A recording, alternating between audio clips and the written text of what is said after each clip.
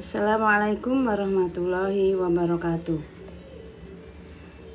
Untuk hari ini kita masih melanjutkan materi minggu yang lalu, yaitu penyusunan siklus akuntansi perusahaan jasa bagian kedua.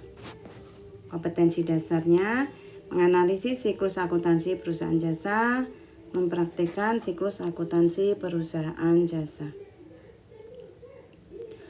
Kompetensi yang akan kita pelajari untuk hari ini yaitu 3.3.2, menganalisis siklus akuntansi perusahaan jasa. Materi yang dipelajari yaitu tentang jurnal umum, posting ke buku besar, dan penyusunan neraca saldo atau neraca sisa. Keterampilan 4.3.2 yaitu mempraktekkan siklus akuntansi perusahaan jasa. Jurnal umum. Pada dasarnya untuk jurnal umum itu sudah kita lakukan pencatatannya, tapi ada baiknya kita ulang kembali materinya. Jurnal umum adalah alat untuk mencatat transaksi keuangan yang terjadi dalam perusahaan secara kronologis berdasarkan urutan waktunya, dengan menempatkan akun di debit dan di kredit. Nah, berikut contoh soal yang akan kita buat ke dalam jurnal umum. Tanggal 1 April, Tuan Zaki menyetorkan sejumlah uang tunai ke dalam perusahaan sebesar 200 juta sebagai modal perusahaan. Maka jurnal umumnya di sini kita buatkan yaitu tanggal 1 April, kas di sebelah debit 200 juta dan modal Zaki di sebelah kredit 200 juta. Nah, seluruh jurnal umum yang ada di sini ada tanggal 3 April, tanggal 4 April dan tanggal 7 April. Secara keseluruhan kita catat ke dalam jurnal umum. Ini untuk minggu yang lalu kita sudah buatkan untuk jurnalnya. Maka hari ini kita langsung masuk pada pencatatan ke dalam buku besar atau sering disebut dengan posting ke buku besar. Nah, apa yang dimaksud dengan buku besar? Buku besar adalah kumpulan akun untuk mencatat perubahan yang terjadi dalam transaksi keuangan. Bentuk buku besar di sini beragam, mulai dari bentuk sederhana atau sering disebut dengan bentuk T. Kenapa? Karena menyerupai huruf T. Kemudian bentuk dua kolom. Bentuk dua kolom di sini terdiri dari kolom tanggal, keterangan, referensi, jumlah debit, kemudian tanggal, keterangan, referensi, dan jumlah kredit. Kemudian bentuk tiga kolom, di sini ada tanggal, keterangan, kemudian referensi, jumlah debit, jumlah kredit, dan saldo. Bentuk 4 kolom, di sini ini yang sering dipakai, yaitu ada tanggal, keterangan, referensi, jumlah debit, jumlah kredit, saldo debit, dan saldo kredit. Bagaimana pencatatan dan bentuknya? Nah, di sini ada bentuk yang 4 kolom, yaitu ada nama akunnya apa saja. Jadi di sini setiap satu akun itu adalah satu buku besar. Jadi banyak sedikitnya buku besar yang kita buat tergantung dari besar kecilnya atau banyak sedikitnya transaksi yang ada. Nah, ini adalah bentuk buku besar 4 kolom. Di sini ada tanggalnya, ada kemudian keterangan, referensi, jumlah debit dan jumlah kredit, kemudian ada saldo debit dan saldo kredit. Nah, jangan lupa untuk memberikan nama akun dan nomor akunnya. Nah, bagaimana pencatatannya? Nah, akan kita masukkan satu persatu. Kita perhatikan terlebih dahulu untuk jurnalnya.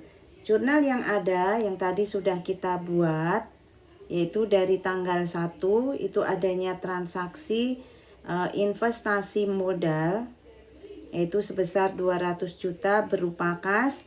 Maka kita masukkan ke dalam buku besar kas dengan nomor kode 101.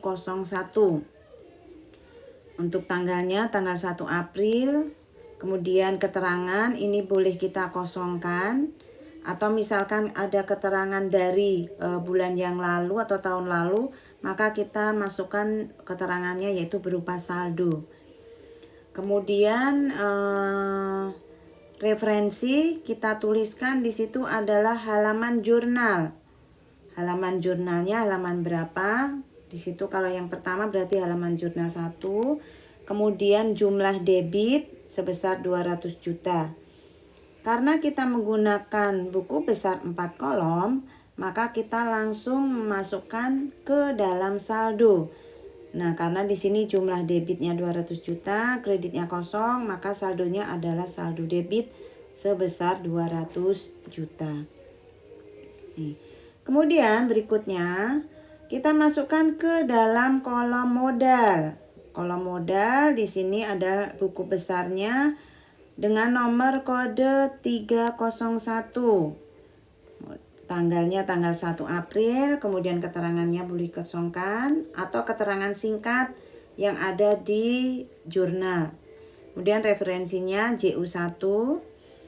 Kemudian jumlahnya modal bertambah di sebelah kredit, maka kita taruh angka 200 juta di sebelah kredit. Dan kemudian saldonya ada saldo kredit.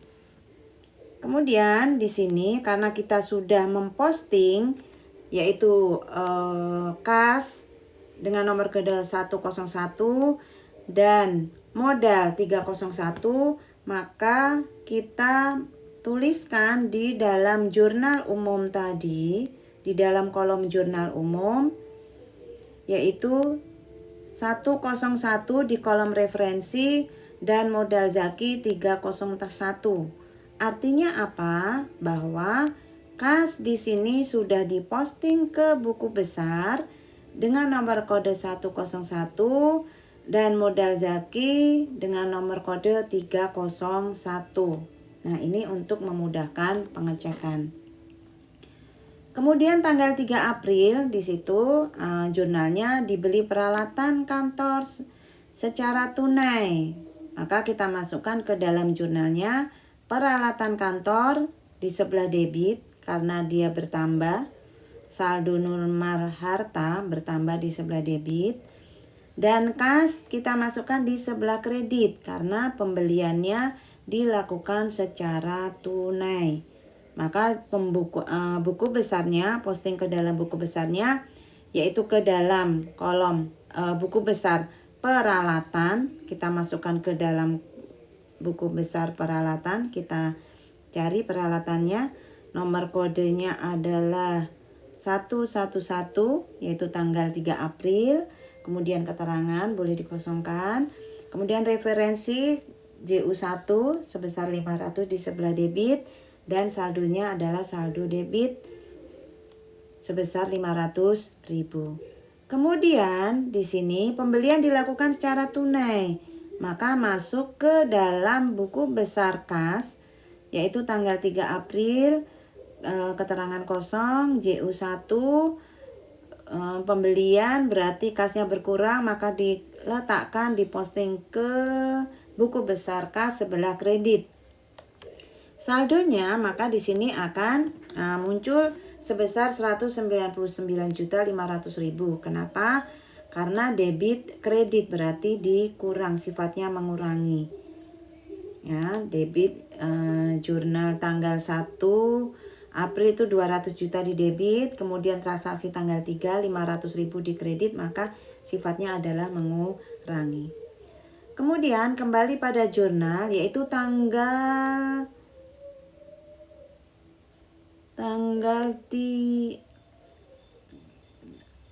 yaitu tanggal 4. Tanggal 4 di sini ada transaksi yaitu pembayaran beban sewa. Pembayaran beban sewa di sini sebesar 12 juta. Maka jurnalnya adalah beban sewa di debit 12 juta, kas di kredit 12 juta. Maka akan kita posting ke dalam beban sewa. Beban sewa di sini kita cari untuk buku besarnya. Beban sewa dengan nomor kodenya 501, ya 501 tanggal 4 April, keterangan beli kosong, kemudian referensi JU1, kemudian di debit 12 juta, saldonya berada di debit 12 juta. Kemudian di sini beban sewa sudah diposting, maka nomor kodenya kita masukkan ke dalam jurnal, yaitu sebesar 501 di jurnal umum. Kemudian tanggal 4 April di sini kita masukkan juga di kas di sebelah kredit, yaitu sebesar 12 juta. Sehingga di akhir tanggal 4 saldonya sebesar 180.500.000 rupiah.